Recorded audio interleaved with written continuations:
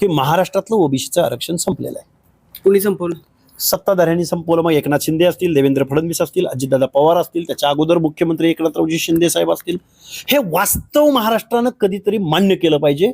ओबीसीचा DNA असं मुख्यमंत्री म्हणताय, तर तुम्ही म्हणताय की त्यांनाच ओबीसीचं आरक्षण संपवलं. कुठेतरी विरोधाभास वाटत नाही का? हे बघा, ओबीसीच्या प्रश्नावर अग्रेसिव्ह भूमिका घेणाऱ्या माणसांना पद्धतशीर पद्धतीनं बाजूला केलं जातं. तुत्वानं धनगरांच्या प्रश्नावर भांडणारा, भिडणारा, लढणारा माणूस आम्हाला मंत्रिपदावर पाहिजे, असं आता दुर्दैवानं म्हणावं असं वाटतं. मान्य ना, म्हणून तर आम्ही सत्तेमध्ये असून दुःखी आहोत ना. लढायला आम्ही आणि तू प्रोटे खायला दादा अधिकारी नोटीस घेऊन आलेले आहेत आणि माझी वाट बघताय का आंदोलन. आपल्यासोबत ओबीसी नेते लक्ष्मण हाके सर आहेत. आता मनोज जरांगेंचं मुंबईकडे कूच करताना आहेत, कसं नियोजन आहे तुमचं? आमचं नियोजन हे जरांगे पाटील आंदोलन करतायत म्हणून काउंटर आंदोलन करायचं नाही आहे आम्हाला. तर पंचायत राजच्या निवडणुकीमध्ये प्रचंड प्रमाणात इथल्या मूळ ओबीसीवरती अन्याय होणार आहे.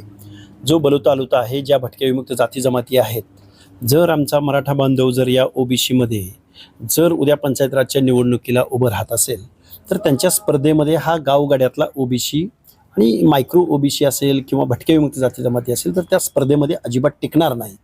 आणि ओबीसी आरक्षणाचा जो बाबासाहेबांना अर्थ अपेक्षित होता, इथल्या व्यवस्थेला, संविधानाला, लोकशाहीला जो अर्थ अपेक्षित होता, तो अर्थ पूर्णपणे निघून जाणार आहे. परत ही माणसं बेदखल होणार आहेत, सामाजिक अन्याय होणार आहे. हे इथल्या राज्यकर्त्या लोकांना समजावून सांगणं आणि राज्यकर्त्यांना समजावून सांगत असताना ओबीसींच्या मनामध्ये अवेअरनेस निर्माण करणं, आपल्या हक्क अधिकाराबद्दल जागृती निर्माण करणं, याची आम्ही सुरुवात सिंदखेड राजाला मातृतीर्थ मा जिजाऊंच्या जन्मस्थळापासून आम्ही सुरुवात करणार आहोत. आणि त्याची ते मग 11 दिवस आम्ही ते संघर्ष यात्रा आमची निघेल. 2200 किलोमीटरचा रनअप आहे. रोज 2-3 सभा आहेत.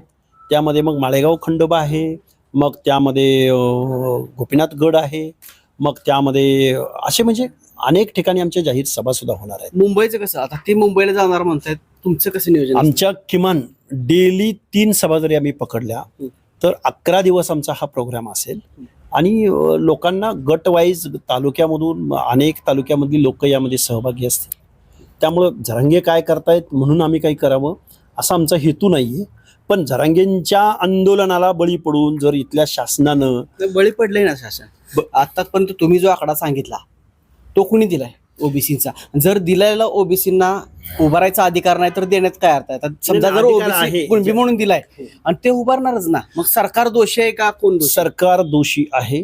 सुप्रीम कोर्टाचं जजमेंट असताना सुद्धा, 650 पानाचं जजमेंट असताना सुद्धा सरकारनं जर अशा पद्धतीचं एक्झर्शन केलं असेल तर महाराष्ट्रातलं ओबीसीचं आरक्षण आज रोजी संपलेलं आहे.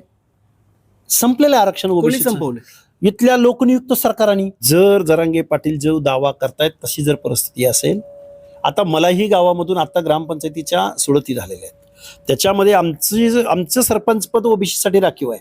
पण गावात सगळ्यांनीच कुणब्याचं सर्टिफिकेट काढलंय सर, आता आपल्याला सरपंच पद मिळणार नाही. हे जे काही गावोगाव शेकडो कॉल जे मला येत आहेत, यावरून ओबीसीचं आरक्षण संपलंय महाराष्ट्रातलं. हे मी दिल्लीत प्रेस घेऊन सांगणार आहे. आता येऊ घातलेल्या काही कालावधीमध्ये दिल्लीश्वरांना मी सांगणार आहोत की महाराष्ट्रातलं ओबीसीचं आरक्षण संपलेलं आहे. कुणी संपवलं? सत्ताधाऱ्यांनी संपवलं. मग एकनाथ शिंदे असतील, देवेंद्र फडणवीस असतील, अजितदादा पवार असतील, त्याच्या अगोदर मुख्यमंत्री एकनाथरावजी शिंदे साहेब असतील. हे वास्तव महाराष्ट्रानं कधीतरी मान्य केलं पाहिजे की ओबीसीचं आरक्षण फक्त पंचायत राज निवडणुकामधलं नव्हे, शिक्षण आणि नोकऱ्याच्या एंट्री पॉईंटचं संपलेलं आहे. ओबीसींची 20 महामंडळ आहेत, ते आजही कागदावरती आहे, त्याला अध्यक्ष आजही मिळालेला नाही. केश कल्पीला म्हणजे नाभिक समाजाच्या याला मिळालेला नाही, किंवा नाथपंथी डवरी गोसावीचं एक महामंडळ आहे त्यांना मिळालेला नाही, किंवा सोनार समाजाचं आहे त्याला अध्यक्ष मिळालेला नाही. ओबीसीचा डीएनए असं मुख्यमंत्री म्हणताय, तर तुम्ही म्हणताय की त्यांनाच ओबीसीचं आरक्षण संपवलं. कुठेतरी विरोधाभास वाटत नाही का? हे बघा, सत्तेमध्ये बसलेल्या सगळ्या कॅबिनेट लोकांनी, सगळ्या लोकांनी याच्यावरती कधीतरी खरं मान्य केलं पाहिजे. आणि ओबीसींना जर वाऱ्यावर सोडलेच ना तुमच्या, मग पंचायत राजमध्ये त्याचं प्रत्यंतर दिसेल, त्याच्याही पुढे जाऊन पुढे येणाऱ्या निवडणुकांमध्ये प्रत्यंतर दिसेल. ओबीसीची पोरही आता त्यांना समजतंय, त्यांना कळतंय आम्हाला डावललं जातंय. ओबीसीच्या प्रश्नावर अग्रेसिव्ह भूमिका घेणाऱ्या माणसांना पद्धतशीर पद्धतीनं बाजूला केलं जातंय. हे वास्तव आहे ना, मानतोय ना आम्ही. गोपीचंद पडळकरांना मंत्रिपद मिळायला हवं होतं. त्यांची काय भूमिका आहे, ते कुठल्या विचारावर काम करतायत याचे माझे जरी मतभेद असले तरी गोपीचंद सारखा कार्यकर्ता जर मंत्रिपदावर असेल तर त्याला फॉलो करणाऱ्या समाजाला कुठेतरी न्याय भेटेल. हे वास्तव आहे, पण ह्या वास्तवापासून सरकार खूप दूर पळतंय. मी कोणतं आता सरकारमध्ये 3 सरकार आहे. सगळे तिघही अजित दादांचं जर राष्ट्रवादी म्हटलं तर वारंवार म्हणजे प्रत्येक वेळेस कोण ना कोण धनगर समाजाचा मंत्री त्यांच्या सरकारमध्ये असतो बऱ्यापैकी जर विचार केला. जन्मानं ओबीसी, जन्मानं धनगर असून चालणार नाही. कर्तृत्वानं धनगरांच्या प्रश्नावर भांडणारा, भिडणारा, लढणारा माणूस आम्हाला मंत्रिपदावर पाहिजे, असं आता दुर्दैवानं म्हणावं असं वाटतंय. कुणाला राग आला तरी चालेल, वास्तव, सत्य आणि खरं आणि परकड बोलावं लागेल. जन्मानं ओबीसीचा मंत्री असून चालणार नाही. तर ओबीसीच्या पोरांना त्यांच्या लोकसंख्येच्या प्रमाणामध्ये, त्यांच्या काउंटच्या प्रमाणामध्ये पंचायत राज आरक्षणावरती जर कोणी बोलणार नसेल एखादा ओबीसी नेता, त्याची आम्हाला गरज नाही. पडळकर सोडलं तर कोणच बोलत नाही. दत्ता मामा भरणे आता मंत्री आहेत, पाठीमागं मंत्री वेगवेगळे होते धनगर समाजातून. फक्त स्ट्रॉंगली जर म्हटलं तर पडळकर साहेबच बोलतात ना. हे महाराष्ट्रातल्या जनतेला मान्य आहे ना, म्हणून तर आम्ही सत्तेमध्ये असून दुःखी आहोत ना. हे मान्यच करावं लागेल ना. मग भाजप देखील का डावलते धनगर समाजाची जर मला दोन नंबरला संख्या आमचं म्हणणं असं आहे, मंत्रिपद त्यांना द्यायला काय हरकत होती? आमचं म्हणणं असं आहे की भाजप हा जनसंघ होता. जनसंघ म्हणजे शहरी भागात राहणारा. त्यावेळी त्यांची पणती हे चिन्ह होतं.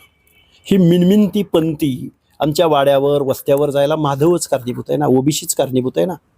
आमच्या वाड्या वस्त्यावरती, तांड्यावरती भाजपचं कमळ, जिथं दुष्काळ असतो, जिथं 4-4 वर्षातनं एकदा दुष्काळ पडतो, तिथं कमळ फुलवण्याचं काम आम्हीच केलंय.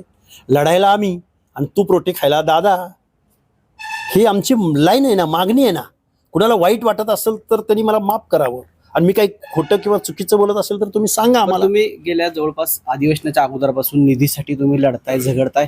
काय मिळालं तुमच्या या सगळ्या आंदोलनामुळे? यामधून मला आज पोलीस पुण्यामध्ये आलेले आहेत, थांबलेले आहेत. ते आम्हाला लव्ह लेटर देणार आहेत. गिरगावला तुम्ही समुद्रात उड्या मारलेल्या आहेत, त्याची नोटीस स्वतः पोलीस घेऊन, आजपर्यंत ते फास्ट कुरिअरनं यायचं, रजिस्टर ईडीनं यायचं किंवा अजून कुठल्या पद्धतीने यायचं, अधिकारी नोटीस घेऊन आलेले आहेत. आणि माझी वाट बघताय. नोटीस आहे? का आंदोलन केलं तुम्ही, कायदा भंग केलाय तुम्ही, काय शासनाचे काय असतील तिथले सगळे, त्याच्याबद्दल तर लव लेटर हे आंदोलकांच्या नशिबी असतात. आणि ते नाही, पण अगोदर नव्हतं ना असं. हाकेंना सुरक्षा, हाकेंना थोडंसं एक वेगळ्या उंचीवर नेऊन ठेवलं होतं. आज नोटीस द्यायचं म्हणजे हाकेंची गरज संपली का सर? ओबीसीच्या प्रश्नावर भांडतायत ना, OBC ओबीसीला निधी मागतायत ना, ओबीसीच्या पोरांना स्टायपंड मागतायत ना, ओबीसीच्या पोरांना वसतिगृह मागतायत ना.